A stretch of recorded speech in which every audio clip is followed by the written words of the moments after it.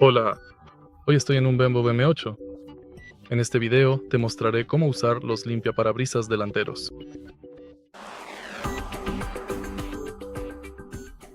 Para empezar, echemos un vistazo detrás del lado derecho del volante.